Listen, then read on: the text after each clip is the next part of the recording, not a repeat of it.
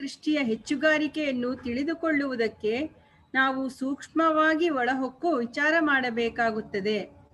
ಆಧ್ಯಾತ್ಮಿಕ ದೃಷ್ಟಿಯನ್ನು ಅವಲಂಬಿಸಿರುವವೆಂದು ತಿಳಿದುಕೊಂಡಿರುವ ಬಹುಜನರು ತಮಗೂ ಅದರ ಅರಿವಿಲ್ಲದೆಯೇ ಆದಿಭೌತಿಕ ದೃಷ್ಟಿಯನ್ನು ಅವಲಂಬಿಸಿ ಬಿಟ್ಟಿರುತ್ತಾರೆ.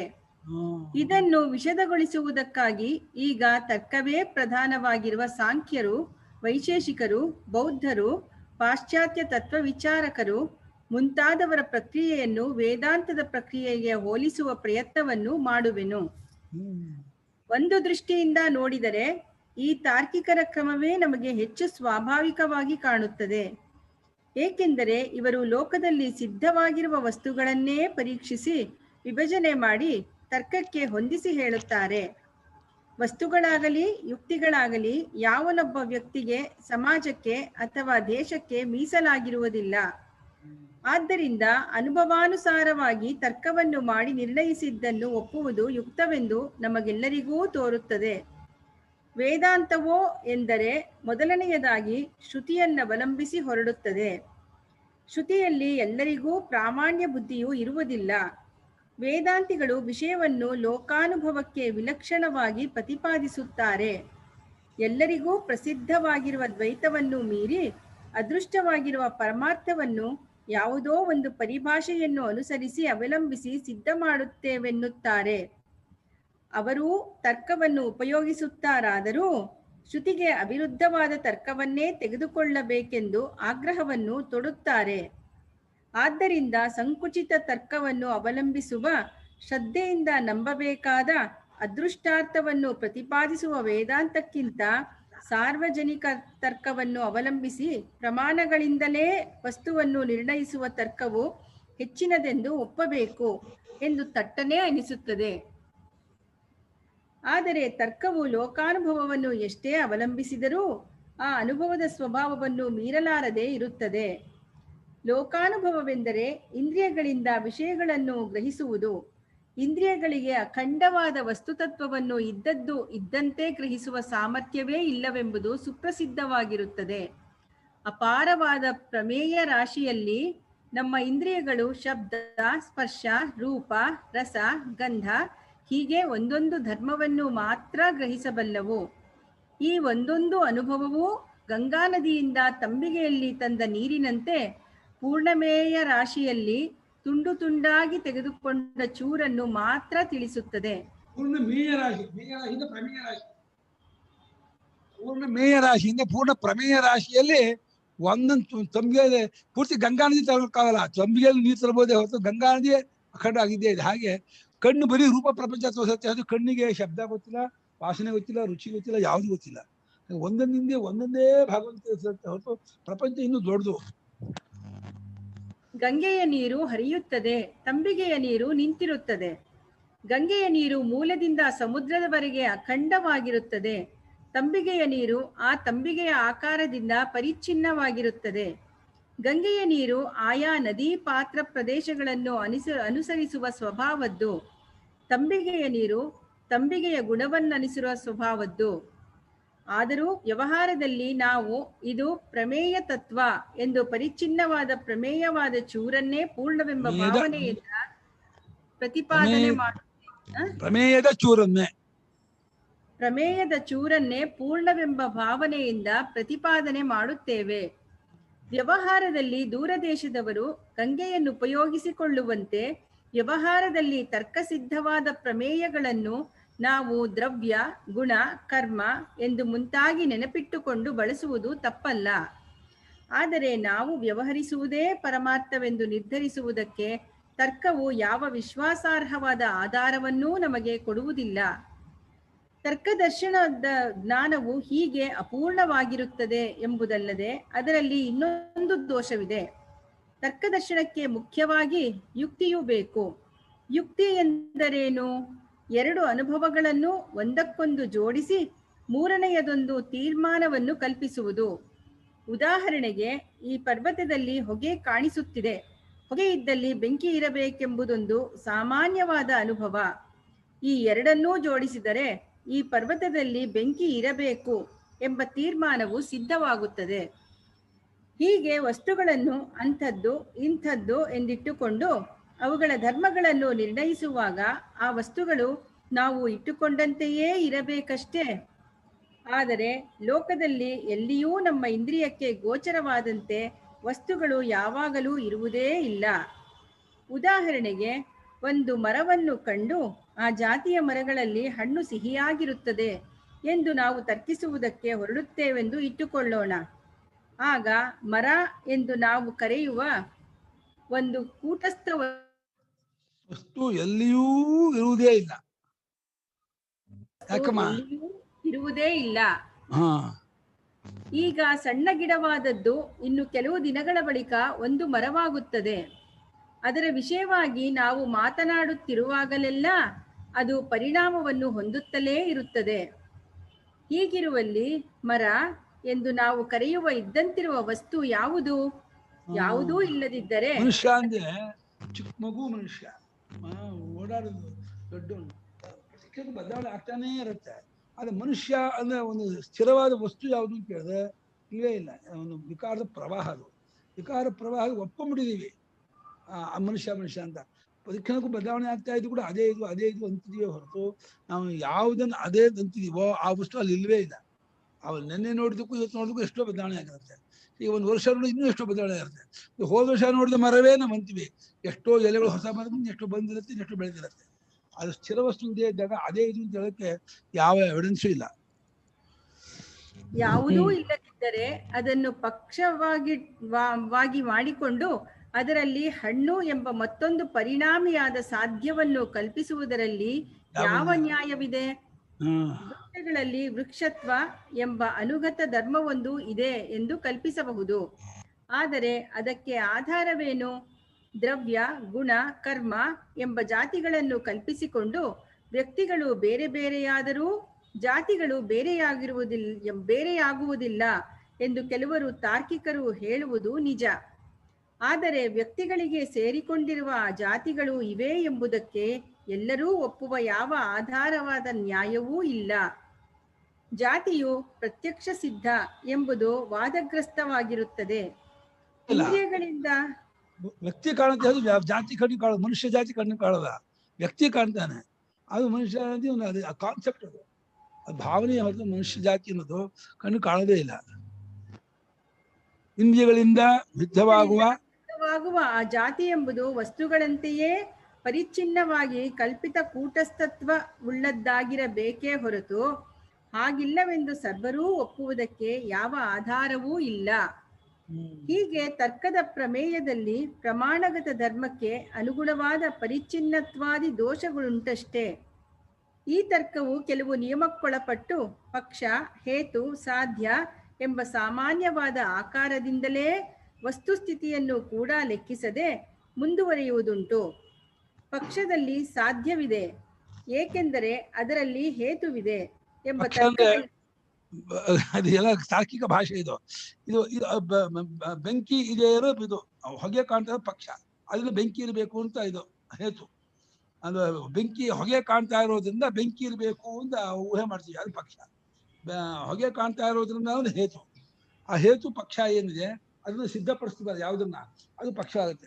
ಅದನ್ನ ಇನ್ನೊಂದಕ್ಕೆ ಅಪ್ಲೈ ಮಾಡ್ತೀವಿ. ಕೆಲಸ ಏನಾಗುತ್ತೆ ಅಂದ್ರೆ ಹೊಗೆ ನೋಡ್ಬಿಟ್ಟು ಅದು ಮಂಜು ನೋಡ್ಬಿಟ್ಟು ಅದು ಧೂಳು ನೋಡ್ಬಿಟ್ಟು ಹೊಗೆ ಅನ್ಕೊಂಡು ಬೆಂಕಿ ಇರಬೇಕು ಅಂತ ಅನುಮಾನ ಮಾಡಿದ್ರೆ ಅನುಮಾನ ಬಿದ್ದೋಗ್ಬಿಡುತ್ತೆ.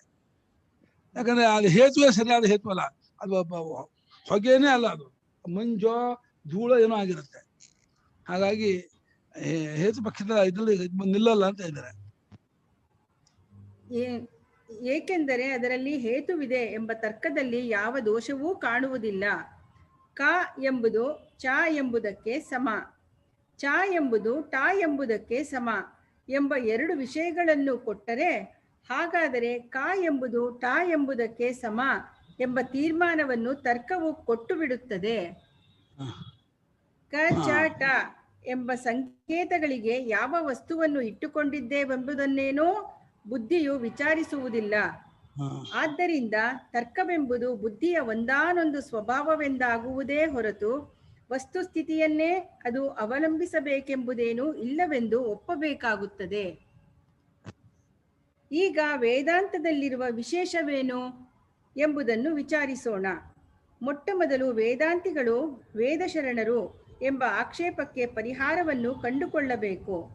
ಈ ದರ್ಶನದಲ್ಲಿ ವೇದವನ್ನು ಪ್ರಮಾಣವಾಗಿಟ್ಟುಕೊಂಡಿರುವುದು ನಿಜ. ಆದರೆ ಮೀಮಾಂಸಕರೇ ಮೊದಲಾದವರು ಹೇಳುವಂತೆ ವೇದವಾಕ್ಯವೆಂಬ ಕಾರಣದಿಂದ ಅದನ್ನು ಪ್ರಮಾಣವೆಂದಿರುವುದಿಲ್ಲ. ವೇದಾಂತವು ಹೇಳುವ ವಸ್ತು ತತ್ವವು ವೇದದಿಂದಲೇ ತಿಳಿಯಬರುವುದು ನಿಜ. ಆದರೆ ಆ ತತ್ವವು ವೇದದಿಂದಲೇ ತಿಳಿಯಬರುತ್ತದೆಯಾದ್ದರಿಂದಲೇ ಅದಕ್ಕೆ ವೇದವೆಂದು ಹೆಸರು. ವಸ್ತು ಹೇಗಿದೆಯೋ ಹಾಗೆಯೇ ವೇದವು ತಿಳಿಸಿಬಿಡುತ್ತದೆ, ಹಾಗೆಯೇ ನಮಗೆ ಅನುಭವಕ್ಕೆ ಬಂದು ಬಿಡುತ್ತದೆ. ಆದ್ದರಿಂದ ಇತರ ಶಾಸ್ತ್ರಗಳು ಹೇಳುವಂತೆ ವೇದಾಂತವು ಹೇಳುವ ಆತ್ಮಾದಿಗಳು ಪಾರಿಭಾಷಿಕ ಶಬ್ದ ಪ್ರಯೋಗದಿಂದ ಏರ್ಪಡಿಸಿದ ಕೇವಲ ಸ್ವಪ್ರಕ್ರಿಯಾ ಸಿದ್ಧ ವಸ್ತುಗಳಲ್ಲ. ಇಷ್ಟೇ ಅಲ್ಲ, ವೇದದಿಂದಾಗುವ ಈ ಅನುಭವವು ಪರಿಚ್ಛಿನ್ನವಾಗಿರುವುದಿಲ್ಲ. ದೇಶ, ಕಾಲ, ಪುರುಷ ಎಂಬ ಯಾವ ಕಟ್ಟೂ ಇಲ್ಲದೆ ತತ್ವವನ್ನು ತಿಳಿಸುತ್ತದೆ. ಆ ಅನುಭವವು ಆಗಿಯೇ ಬಿಡುವುದರಿಂದ ವೇದವು ನಿರಪೇಕ್ಷ ಪ್ರಮಾಣವಾಗಿರುತ್ತದೆ. ಆದ್ದರಿಂದಲೇ ಶ್ರೀ ಶಂಕರಾಚಾರ್ಯರವರು ವೇದಸ್ಯ ಹಿ ನಿರಪೇಕ್ಷಂ ಸ್ವಾರ್ಥೆ ಪ್ರಾಮಾಣ್ಯಂ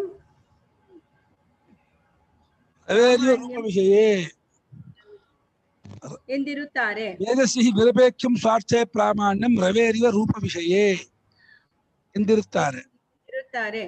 ಸೂರ್ಯನು ಮತ್ತೊಂದರ ಸಹಾಯವನ್ನು ಬಯಸದೆ ಹೇಗೆ ರೂಪವನ್ನು ಬೆಳಗಿ ತೋರಿಸಿಯೇ ಬಿಡುತ್ತಾನೋ ಹಾಗೆ ವೇದವು ತನ್ನ ಅರ್ಥವನ್ನು ಮತ್ತೊಂದರ ಬಯಕೆ ಇಲ್ಲದೆ ಅನುಭವಕ್ಕೆ ತಂದೇ ಕೊಡುತ್ತದೆ ಎಂಬುದು ವಾಕ್ಯದ ಅರ್ಥ. ಹೀಗೆ ಶ್ರುತಿಯನ್ನು ಪ್ರಮಾಣವಾಗಿ ಹಿಡಿಯುವುದು ವೇದಾಂತದ ದೋಷವಾಗಿರುವುದರ ಬದಲು ವಿಶೇಷವಾದ ಗುಣವಾಗಿರುತ್ತದೆ. ಗುರುಗಳ ಒಂದು ನಿಮಿಷ. ಅನುಭವವನ್ನು ಕೊಡುವ ವೇದದ ಆಧಾರದ ಮೇಲೆ ತರ್ಕವನ್ನು ಮಾಡುವುದರಿಂದ ವೇದಾಂತಿಗಳ ತರ್ಕದಲ್ಲಿ ಮಿಕ್ಕ ತಾರ್ಕಿಕರ ದರ್ಶನದಲ್ಲಿ ಕಾಣುವ ಪ್ರಮೇಯ ದೋಷ, ಪ್ರಮಾಣ ದೋಷ, ಪ್ರಮಾತೃ ದೋಷ ಇವು ಯಾವುವೂ ಇರುವುದಕ್ಕೆ ಅವಕಾಶವಿರುವುದಿಲ್ಲ.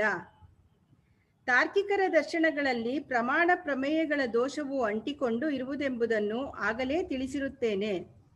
ಅವರಲ್ಲಿ ಒಂದೊಂದು ಗುಂಪಿನವರು ಒಂದೊಂದು ದೃಷ್ಟಿಕೋನದಿಂದ ಪ್ರಮೇಯ ತತ್ವವನ್ನು ನಿರ್ಧರಿಸುವುದಕ್ಕೆ ಹೋಗಿ ಒಬ್ಬರಿಗೆ ಒಪ್ಪಾದ ತರ್ಕವು ಮತ್ತೊಬ್ಬರ ತರ್ಕಕ್ಕೆ ಹೊಂದದೇ ಇರುವುದರಿಂದ ಪ್ರಮಾತೃಗಳ ದೋಷವೂ ತರ್ಕಕ್ಕೆ ಹತ್ತಿಕೊಂಡಿರುವುದೆಂಬುದು ಸುಪ್ರಸಿದ್ಧವಾಗಿರುತ್ತದೆ.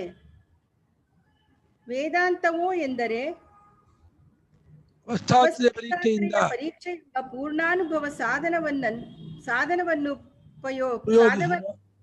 ಪೂರ್ಣಾನುಭವ ಸಾಧನವನ್ನು ಉಪಯೋಗಿಸುವ ಪ್ರಕ್ರಿಯೆಯನ್ನು ಅವಲಂಬಿಸಿರುತ್ತದೆ. ಆದ್ದರಿಂದ ಅದರಲ್ಲಿ ಈ ದೋಷಕ್ಕೆ ಎಡೆ ಇರುವುದಿಲ್ಲ. ತಾರ್ಕಿಕರು ತರ್ಕ ಪ್ರಧಾನವಾಗಿರುವುದರಿಂದ ಆತ್ಮ, ಮನಸ್ಸು ಮುಂತಾದವುಗಳೆಲ್ಲ ಅವರಿಗೆ ತರ್ಕಸಿದ್ಧವಾಗಬೇಕು. ಪ್ರಮಾತೃವಾದ ಆತ್ಮನನ್ನು ಕೂಡ ಅವರು ಪ್ರಮೇಯವಾಗಿಟ್ಟುಕೊಂಡಿರುವುದು ಅವರು ನಿಜವಾದ ಆಧ್ಯಾತ್ಮ ದೃಷ್ಟಿಯನ್ನು ಅವಲಂಬಿಸಿಲ್ಲವೆಂಬುದಕ್ಕೆ ಒಂದು ಹೆಗ್ಗುರುತಾಗಿರುತ್ತದೆ. ತರ್ಕದಿಂದಾಗುವ ವಿವಾದವೂ ವಿರೋಧವೂ ನಿಲ್ಲಬೇಕೆ? ಹಾಗಾದರೆ ನಾವು ಬರಿಯ ಇಂದ್ರಿಯಗಳಿಂದ ಆಗುವ ಪರಿಚ್ಛಿನ್ನವಾದ ದುಷ್ಟವಾದ ಅನುಭವದ ಮೇಲೆ ನಮ್ಮ ತರ್ಕದ ಕಟ್ಟಡವನ್ನು ನಿಲ್ಲಿಸಬಾರದು.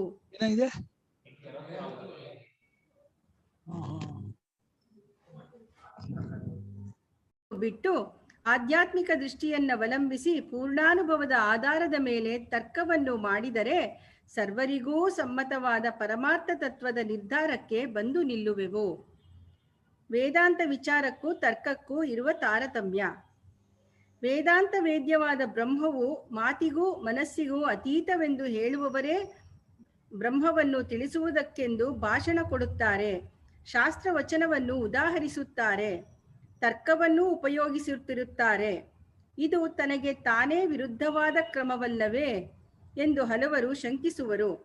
ಅದರಲ್ಲಿಯೂ ಅದ್ವೈತಿ ವೇದಾಂತಿಗಳು ಬ್ರಹ್ಮವು ತರ್ಕಗೋಚರವೇ ಅಲ್ಲವೆಂದು ಹೇಳುತ್ತಾ ತಾವು ಮಾತ್ರ ಹೇರಳವಾಗಿ ತರ್ಕವನ್ನು ಉಪಯೋಗಿಸುತ್ತಿರುವರು. ಇದರ ಗುಟ್ಟೇನು ಎಂಬುದನ್ನು ಪರೀಕ್ಷಿಸುವುದು ಅಗತ್ಯ. ಪಶ್ಚಿಮ ದೇಶದ ತರ್ಕವೇ ಈಗ ನಮ್ಮ ಹುಡುಗರಿಗೆ ಪ್ರೌಢ ವಿದ್ಯಾಶಾಲೆಗಳಲ್ಲಿ ಉಪದಿಷ್ಟವಾಗುತ್ತಿದೆ. ನಮ್ಮ ದೇಶದಲ್ಲಿ ಹಿಂದಿನಿಂದಲೂ ನ್ಯಾಯ ವೈಶೇಷಿಕ ದರ್ಶನಗಳನ್ನನುಸರಿಸುವ ತರ್ಕವನ್ನು ಅಭ್ಯಾಸ ಮಾಡುತ್ತಾ ಬಂದಿರುತ್ತಾರೆ. ಈ ಎರಡು ತರ್ಕಗಳ ಸ್ವರೂಪವನ್ನು ಒಂದಿಷ್ಟು ಮೊದಲು ವಿಮರ್ಶೆ ಮಾಡಬೇಕು. ಪಾಶ್ಚಾತ್ಯ ತರ್ಕದಲ್ಲಿ ವಿಚಾರದ ಆಕಾರವೇ ಮುಖ್ಯವಾಗಿರುತ್ತದೆ.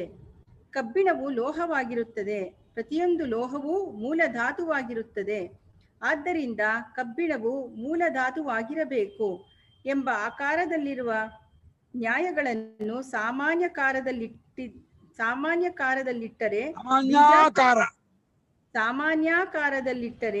ಬೀಜಾಕ್ಷರಗಳಿಂದ ಗಣಿತವನ್ನು ಮಾಡುವಂತೆ x = y ಮತ್ತು y = z, ಅದರಿಂದ x = z ಆಗಿರಬೇಕು ಎಂದು ಹೇಳಬಹುದು. ನಮ್ಮ ಮನಸ್ಸು ಆಕಾರಗಳನ್ನೇ ಮುಖ್ಯವಾಗಿಟ್ಟುಕೊಂಡು ತರ್ಕ ಮಾಡುತ್ತಾ x = z ಆಗಲ್ಲಪ್ಪ. ಅಲ್ಲ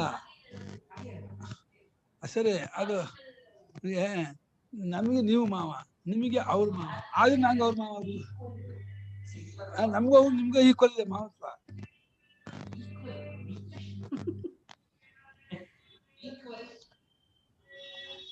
ಮುಖ್ಯವಾಗಿಟ್ಟುಕೊಂಡು ತರ್ಕ ಮಾಡುತ್ತಾ ಹೋಗುತ್ತಿರುವುದರಿಂದ ಕೆಲವು ವೇಳೆ ಆಧಾರವಾಗಿರುವ ವಸ್ತು ಯಾವುದೆಂದು ಯೋಚಿಸುವುದಕ್ಕೆ ಕೂಡ ನಿಲ್ಲದೆ ಹೋಗುವುದು.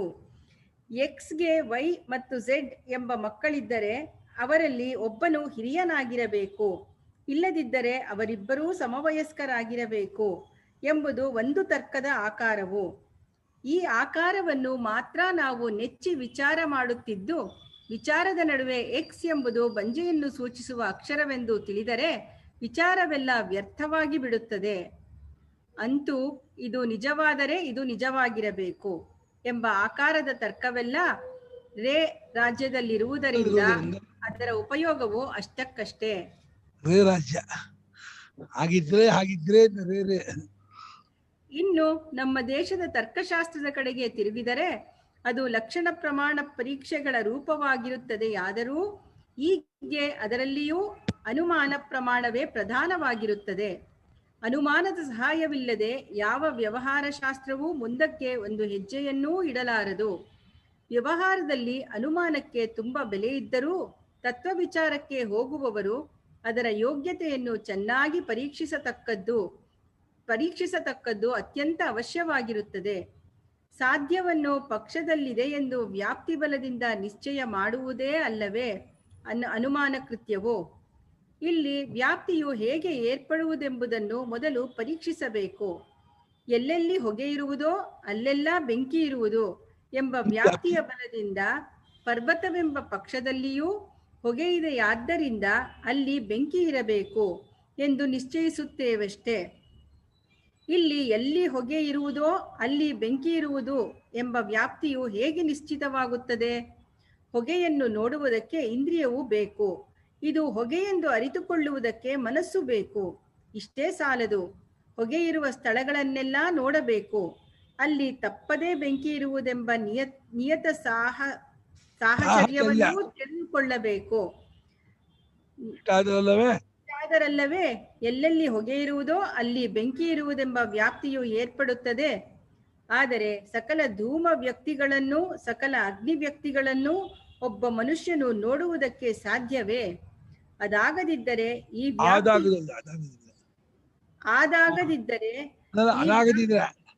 ಅಲ್ವಾ?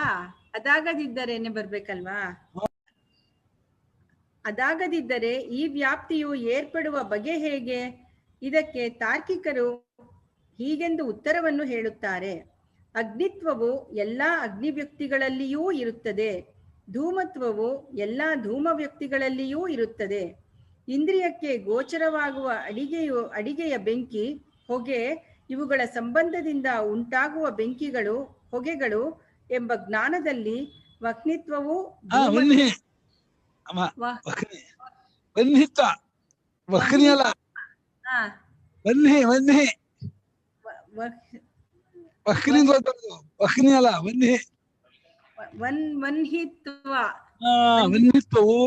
ವನ್ಹಿತ್ವವು ಧೂಮತ್ವವು ಪ್ರಕಾರವಾಗಿರುತ್ತವೆ. ಮಧ್ಯಾಹ್ನ ವಿಜ್ಞಾನ ಅಲ್ಲ, ವಿಜ್ಞಾನ. ಬ್ರಹ್ಮ ವಿಜ್ಞಾನ ಅಂದ್ರೆ ವಿಜ್ಞಾನ. ಬ್ರಹ್ಮ. ಓಹೋ, ಇದಕ್ಕೆ ಹೇಳೋದು.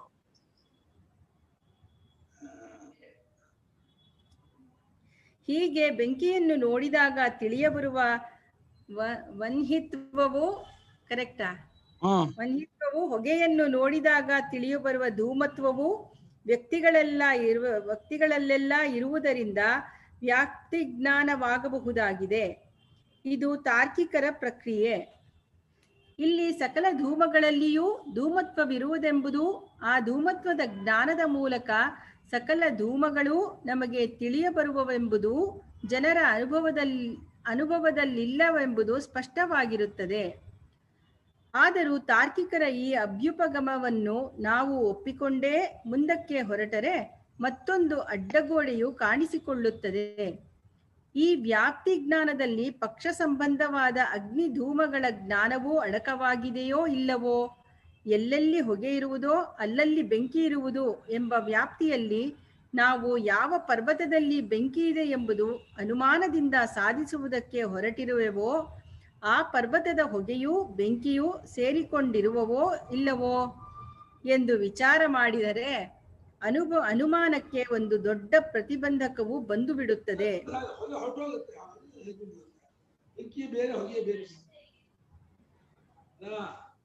ಅವಿನಾಭಾವ ಸಂಬಂಧ ಇದ್ದರೆ ಊಹೆ ಮಾಡೋದು, ಸಂಬಂಧ ಇದ್ದರೆ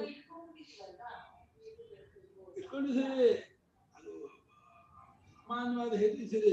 ಅದು ಏನಾಗ್ತದೆ, ಇದರಿಂದ ನೀವು ಇದಕ್ಕೆ ಲೋಕದ ಕಂಡದಕ್ಕೆ ಲೋಕ ಕಷ್ಟಕ್ಕೆ ಸಾಕು ಹೇಳಿದಂಗೆ ಅದು ಇನ್ನೊಂದು ಅದೃಷ್ಟವಾದ ವಸ್ತು ಸಿದ್ಧ ಮಾಡಬೇಕು ಹೋದಾಗ ಈ ವ್ಯಾಪ್ತಿ ಬರೋಲ್ಲ, ಇದು ಹೊಂದೋದಿಲ್ಲ.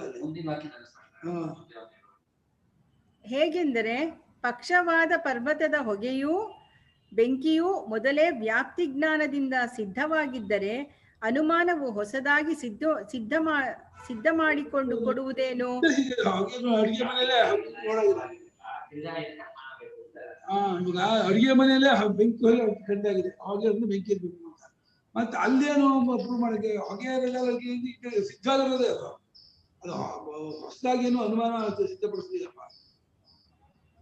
ಪರ್ವತದಲ್ಲಿ ಹೊಗೆ ಇದ್ದರೆ ಬೆಂಕಿಯೂ ಇರುವುದೆಂದು ನೀವು ಒಪ್ಪಿಕೊಂಡರೆ ನಾವು ಅದನ್ನು ಸಿದ್ಧವಾಗಿಲ್ಲವೆಂದರೆ ಎಲ್ಲೆಲ್ಲಿ ಧೂಮವಿರುವುದೋ ಅಲ್ಲಲ್ಲಿ ಹೊಗೆ ಇರಬೇಕೆನ್ನುವ ನಿಯಮಕ್ಕೆ ಅದೇ ಹೊಗೆ ಅಲ್ಲ, ಎಲ್ಲೆಲ್ಲಿ ಧೂಮ ಇರುವುದೋ ಅಲ್ಲಲ್ಲಿ ಬೆಂಕಿ ಇರಬೇಕೆನ್ನುವ ನಿಯಮವು ಅದ್ ತಿದ್ಕೋಬೇಕಾ? ಹೊಗೆ ಅಲ್ಲ, ಅಂದ್ರೆ ಎಲ್ಲೆಲ್ಲಿ ಧೂಮ ಇರುವುದೋ ಅಲ್ಲಲ್ಲಿ ಬೆಂಕಿ ಇರಬೇಕು ನಿಯಮ ಯಾಕೆ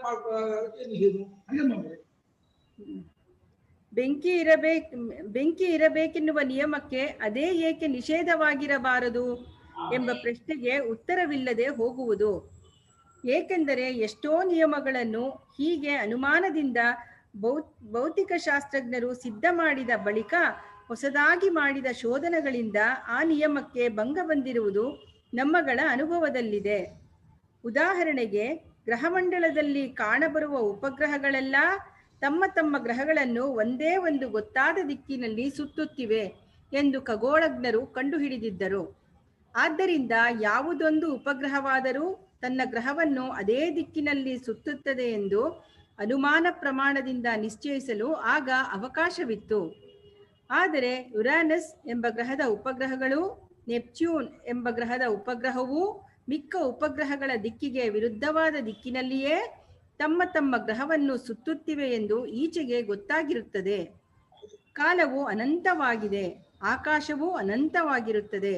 ಆದ್ದರಿಂದ ನಾವು ಎಷ್ಟು ಕಡೆಗಳಲ್ಲಿ ಎರಡು ವಸ್ತುಗಳಿಗೆ ವ್ಯಾಪಕ ಭಾವವನ್ನು ಕಂಡಿದ್ದರೂ ಅವ್ಯಭಿಚರಿತವಾಗಿ, ಎಂದರೆ ಒಂದು ಕಡೆಯಲ್ಲಿಯೂ ತಪ್ಪದಂತೆ ಎಲ್ಲೆಲ್ಲಿಯೂ ಯಾವಾಗಲೂ ಈ ವ್ಯಾಪ್ತಿಯು ನಿಲ್ಲುವುದೆಂಬ ಭರವಸೆಯನ್ನು ಮಾನವನಾದವನು ಇಟ್ಟುಕೊಳ್ಳುವುದಕ್ಕೆ ಆಗುವ ಹಾಗೇ ಇಲ್ಲ. ಹೀಗಿರುವಲ್ಲಿ ವ್ಯಾಪ್ತಿಯನ್ನು ನಂಬಿ ಹೊರಡುವ ಅನುಮಾನ ಪ್ರಮಾಣದ ಗತಿ ಏನಾಯಿತು? ಇದುವರೆಗಿನ ವಿಚಾರದಿಂದ ಏನು ಸಿದ್ಧವಾಯಿತೆಂದರೆ, ತರ್ಕದಿಂದ ವ್ಯವಹಾರಕ್ಕೆ ಎಷ್ಟೇ ಪ್ರಯೋಜನವಾಗಿರಲಿ ಪರಮಾರ್ಥವನ್ನು ನಿರ್ಣಯಿಸುವುದಕ್ಕೆ ಹೊರಡುವವರು ಬರಿಯ ತರ್ಕವನ್ನು ನಂಬಿ ಕೂತುಕೊಳ್ಳುವುದಕ್ಕೆ ಆಗುವಂತಿಲ್ಲ. ತರ್ಕದಲ್ಲಿ ಮೂಲ ದೋಷಗಳೇ ಕೆಲವು ಇರುತ್ತವೆ. ಅವು ತರ್ಕ ಮಾತ್ರಕ್ಕೆ ಅಂಟಿಕೊಂಡಿರುತ್ತವೆ. ಮೊದಲನೆಯದಾಗಿ ತರ್ಕವು ವಸ್ತುವನ್ನು ಪರೋಕ್ಷವಾಗಿ ತಿಳಿಸಿಕೊಡುವುದೇ ಹೊರತು ಅಪರೋಕ್ಷವಾಗಿ ತಿಳಿಸಲಾರದು.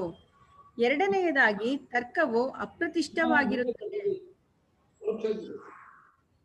ಎಂದರೆ ಜಾಣರಾದವರು ಇಂದು ಒಂದು ವಿಷಯವನ್ನು ಯುಕ್ತಿಯಿಂದ ಸಿದ್ಧಪಡಿಸಿಕೊಟ್ಟರೆ ನಾಳೆ ಅವರಿಗಿಂತಲೂ ಜಾಣರಾದವರು ಅದನ್ನು ಖಂಡಿಸಿ ಅದಕ್ಕೆ ವಿರುದ್ಧವಾದದ್ದನ್ನು ಸ್ಥಾಪಿಸಿಬಿಡುತ್ತಾರೆ. ತರ್ಕವು ಮೆದುಳಿಗೆ ಕೆಲಸವನ್ನು ಕೊಡುತ್ತದೆ, ಆದರೆ ಸಂಸಾರದಲ್ಲಿ ತೃಪ್ತಿಯನ್ನು ಕೊಡುವುದಿಲ್ಲ. ಜಗತ್ತಿನ ತತ್ವವೇನು, ನಮ್ಮ ಸ್ವರೂಪವೇನು, ಆನಂದದ ಬುಡವೆಲ್ಲಿದೆ ಎಂಬ ಪ್ರಶ್ನೆಗಳಿಗೆ ಅದು ತೃಪ್ತಿಕರವಾದ ಉತ್ತರವನ್ನು ಕೊಡುವುದಿಲ್ಲ. ಈಗ ವೇದಾಂತ ವಿಚಾರದ ಸರಣಿಯನ್ನು ಪರೀಕ್ಷಿಸುವುದಕ್ಕೆ ಹೊರಡೋಣ. ತರ್ಕದ ಮೇಲೆ ಹೇಳಿದಂತೆ ಮೂಲ ದೋಷಗಳಿದ್ದರೆ ವೇದಾಂತಿಗಳೇಕೆ ತರ್ಕವನ್ನು ಪ್ರಯೋಗಿಸುತ್ತಿರುವರು? ಈ ತಿಳುವಳಿಕೆಯು ತರ್ಕದಿಂದ ದೊರೆಯತಕ್ಕದ್ದಲ್ಲ ಎಂದು ಶ್ರುತಿಯು ಹೇಳುತ್ತಿದೆ. ತರ್ಕಶಾಸ್ತ್ರ ದಗ್ಧರಾದವರಿಗೆ ಈ ತತ್ವವನ್ನು ಹೇಳಬೇಡಿರಿ. ಹೈತುಕರನ್ನು ಎಂದರೆ ಹೇತು ಪಕ್ಷ ಸಾಧ್ಯವೆಂದು ಸುಮ್ಮನೆ ತರ್ಕ ಮಾಡುವವರನ್ನು ಗೌರವಿಸಬೇಡಿರಿ ಎಂದು ಸ್ಮೃತಿಗಳು ಸಾರುತ್ತಿವೆ. ಹೀಗಿದ್ದರೂ ವೇದಾಂತಿಗಳು ತರ್ಕವನ್ನೇ ಉಪಯೋಗಿಸುತ್ತಿರುವರಲ್ಲವೇ ಎಂದು ಕೆಲವರು ಕೇಳುವರು. ಇದಕ್ಕೆ ಸಾಮಾನ್ಯವಾಗಿ ವೇದಾಂತಿಗಳು ನಾವು ತರ್ಕ ಮಾತ್ರವನ್ನೇ ಬಿಡಬೇಕೆನ್ನುವುದಿಲ್ಲ, ಶ್ರುತಿಗೆ ವಿರುದ್ಧವಾದ ತರ್ಕವನ್ನು ಬಿಡಬೇಕೆನ್ನುತ್ತೇವೆ ಎಂದು ಉತ್ತರವನ್ನು ಹೇಳುವುದುಂಟು. ಆದರೆ ಅಲ್ಲಿಯೂ ಒಂದು ಸಂದೇಹವೂ ಬರುತ್ತದೆ. ಇಂಥದ್ದೊಂದು ತರ್ಕವು ಶ್ರುತಿಗೆ ವಿರುದ್ಧವೇ ಅಲ್ಲವೇ ಎಂಬುದನ್ನು ನಿಶ್ಚಯಿಸುವುದು ಹೇಗೆ? ಶ್ರುತಿಗೆ ಅರ್ಥವನ್ನು ಹೇಳಿದವರು ಸರಿಯಾಗಿ ಹೇಳಿದರೋ ಇಲ್ಲವೋ ಎಂಬುದನ್ನು ಏತರಿಂದ ಗೊತ್ತುಪಡಿಸಬೇಕು? ತರ್ಕದಿಂದಲೇ ಎಂದರೆ ತರ್ಕದಿಂದ ಶ್ರುತ್ಯರ್ಥ, ಶ್ರುತ್ಯರ್ಥದಿಂದ ಅದಕ್ಕೆ ಅನುಸಾರವಾದ ತರ್ಕ ಎಂಬ ವಾದದಲ್ಲಿ ಅನ್ಯೋನ್ಯಾಶ್ರಯ ದೋಷವಿಲ್ಲವೇ? ಇದಕ್ಕೆ ಅದ್ವೈತ ವೇದಾಂತಿಗಳು ಕೊಡುವ ಉತ್ತರವೇನೆಂದರೆ